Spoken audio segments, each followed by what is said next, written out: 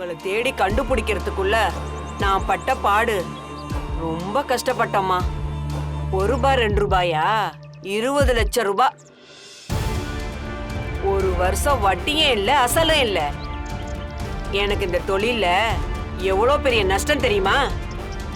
இப்ப உங்களுக்கு என்னக்கா வேணும்? என்ன வேணும்? என் பணம் தான். வட்டியும் அசலுமா மொத்தமா நீ செட்டில் பண்ணிட்டேன்னா நல்லா இருக்கும். நான் ஏதோ நீ 5க்கும் 10க்கும் அல்லாடுவேன்னு நினைச்சு வந்தேன். பரவாயில்ல, பெரிய புளியங்கொம்பா புடிச்சு செட்டில் ஆயிட்டியே. வீட்டுல பேசி ஒரே அமௌண்டா தந்தாலும் சரி, இல்ல கொஞ்சம் கொஞ்சமா கொடுத்தாலும் சரி, நான் வாங்கிட்டு போக தயாரா இருக்கேன். அக்கா, இவ்ளோ பெரிய அமௌண்ட் என்னால கொடுக்க முடியாதுக்கா. என்னது முடியாதா? என்னம்மா பொண்ணு விளையாடுறியா? உங்க அப்பா பத்திரத்துல கையெழுத்து போட்டிருக்காரு. பணத்தை மட்டும் நீ தரலன்னு வச்சுக்கோ, உன்னையும் உன் அம்மாளையும் ஊரு சிரிக்க வச்சு ஜெயிலுக்கு அனுப்பி போடுவேன். வேற வழியே இல்ல. அக்கா, அப்படிலாம் சொல்லாதீங்கக்கா. பின்ன கோடி கணக்கா வீடை கட்டி வச்சுக்கிட்டு பெரிய தொழிலதிபருங்கிறாங்க. இந்த குடும்பத்துல இருக்கிறவங்க ஒரு 20 லட்சம் ரூபாய்க்கு வக்கு இல்லையா என்ன? இல்லக்கா, இதெல்லாம் வீட்டுல தெரிஞ்சா என் பேரு கெட்டு போயிடும். என்ன ரொம்ப தப்பா நினைப்பாங்க. என்னால இப்படியெல்லாம் அவங்க கிட்ட கேட்டு வாங்கி கொடுக்க முடியாது. இது என்னோட கடன். நானே உங்களுக்கு கொஞ்சம் கொஞ்சமா திருப்பி கொடுத்துறேன். கொஞ்சம் கொஞ்சமானா எப்படி? நமக்கு வாரத்துல வாங்கி தான் பழக்கம். சரி, நான் வாரமே கொடுக்கறேன். அப்படியா? கொஞ்சம் இரு. இந்தா இதுல நீ ஒரு கையெழுத்து போடு. என்னக்கா இது? உங்க அப்பா வாங்கின பணத்துக்கு நீ பொறுப்பு ஏத்துக்கிற. வாரம் சன்னமா குடுக்கறேன்னு சொல்லி எழுதியிருக்கேன். ஒரு தவணை மிஸ் ஆக கூடாது. கையெழுத்து போடு.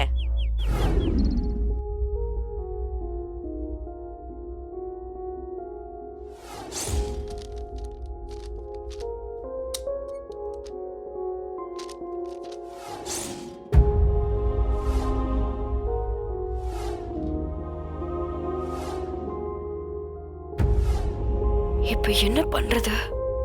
அந்த கடனை எப்படி அடைக்கிறது? வீட்டுல சொன்னா அது கண்டிப்பா பெரிய பிரச்சனை ஆயிடும். வேற வழியே இல்ல. பார்ட் டைமுக்கு வேலைக்கு சேர்ந்தா அதுல ஒரு சேலரி கிடைக்கும். அதை வச்சு சமாளிச்சுக்கலாம். ஆனா இது எக்காரணத்து கொண்டும் வீட்டுல யாருக்கும் தெரியக்கூடாது. இந்த கடன் பிரச்சனை தெரிஞ்சா ஏற்கனவே அப்பாவை பத்தி தப்பா பேசுறாங்க. இன்னமும் மோசமா தான் பேசுவாங்க. அப்புறம் பணத்துக்காக தான் நம்ம திரும்ப வந்திருக்கோன்னு நம்மளையும் சேர்த்து தப்பா நடிப்பாங்க. ஐயோ கடவுளே, இந்த பிரச்சனையை சமாளிக்கிறதுக்கு நீதான் எனக்கு சக்தியை கொடுக்கணும். உன்னை நம்பிதான் இருக்கேன் கடவுளே.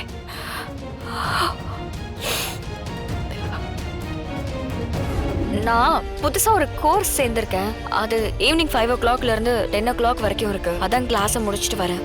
ஓஹோ, கோர்ஸ் எல்லாம் சேர்ந்திருக்கியா? ஆமா, யார கேட்டு இந்த முடிவெல்லாம் எடுத்த? மீனா இரு. இல்லத்த, வீட்டுல நம்ம இத்தனை பேர் இருக்கோம். யார்கிட்ட எதுவும் கேட்காம அவ இஷ்டத்துக்கு முடிவெடுப்பாளா? அப்ப நாமெல்லாம் எதுக்கு இருக்கோம்?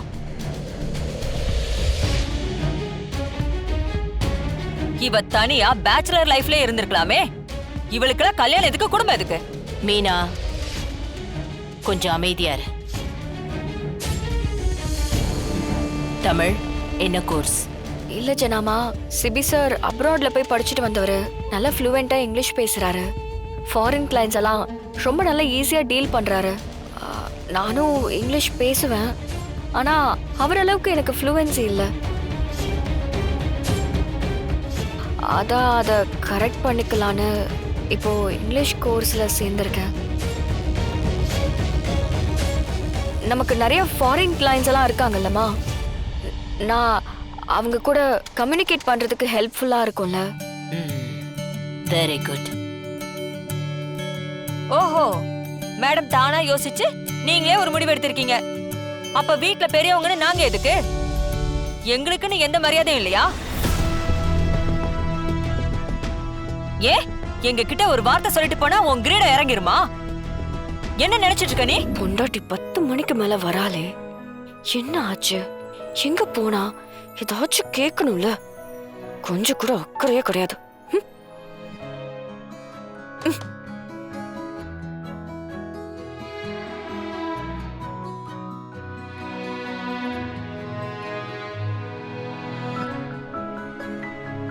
சிபி சார்,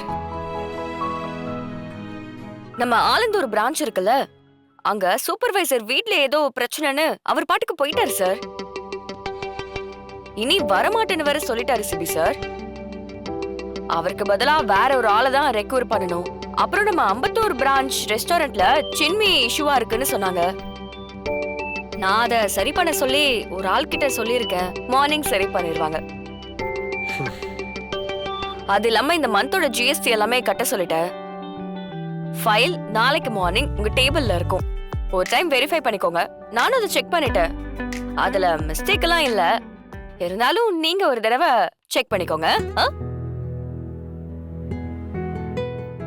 இப்ப எதுக்கு இதெல்லாம் என்கிட்ட சொல்லிட்டு இருக்க? சார், கம்பெனில நீங்களும் ஒரு எம்ப்ளாயி தானே, உங்ககிட்ட நான் சொல்லிதானே ஆகணும். அப்புறம் நான் உங்ககிட்ட கேட்காம செஞ்சுட்டேன்னு நீங்க அதுக்கும் முறைப்பீங்க. இத பாரு, என் கூட பேசுற வேலையே வச்சுக்காத. ஓஹோ, வீட்ல வந்து ஆபீஸ பத்தி பேசுறது உங்களுக்கு பிடிக்கலையா? ஓகே ஓகே ஓகே, போர் அடிக்கும் தான். இருந்தாலும் கொஞ்சம் நஞ்சம் அப்டேட் பண்ணணுமேனு பண்ணேன்.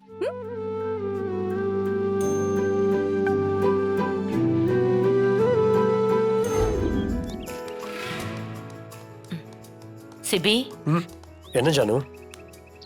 ஒரு நிமிஷம் இரு, தமிழ் வரட்டும்.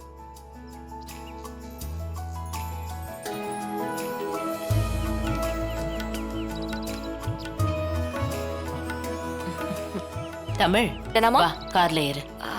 இல்ல ஜனமா, எனக்கு வேலை இருக்கு. நீங்க போங்க, நான் அப்படியே கேப் புக் பண்ணிக்கிறேன். என்ன வேலை? கிளாஸுக்கு தானே போற? ஆமா ஜனமா. நாங்க போகும்போது உன்னை டிராப் பண்ணிட்டு போறோம். ம்? இல்ல ஜனமா, பரவாயில்ல, நான் கேப்ல போய்க்கிறேன். ஜானு, அவ தான் கேப் பிடிச்சு போறேன்னு சொல்றாள்ல, எதுக்கு அவளை ஃபோர்ஸ் பண்ற? சிபி, தமிழ் நம்ம கூட வர்றதுல உனக்கு என்ன பிரச்சனை? ம்? சேச்சா, அப்பெல்லாம் எதுவும் இல்ல. அவளோட கம்ஃபர்ட்டுக்காக தான் சொன்னேன். அதெல்லாம் ஒண்ணும் இல்ல. தமிழ், வா போலாம். வண்டியில ஏறு. இல்ல ஜனமா, கேப். வண்டியில ஏறுன்னு சொல்றேன்ல. ம்.